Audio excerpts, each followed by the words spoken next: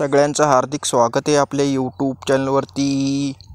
आपण आपल्या परिवारासाठी भेंडीची लागवड करून या ठिकाणी तिचा उपयोग खाण्यासाठी आहारामध्ये करू शकतो।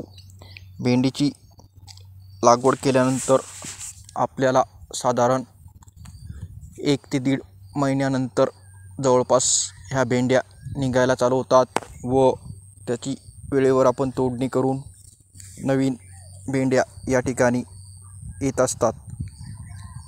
त्याचबरोबर मार्केटमध्ये जर आपण बघितलं तर अनेक फवारणी करून भेंड्या या ठिकाणी विक्रीसाठी लोक आणत असतात।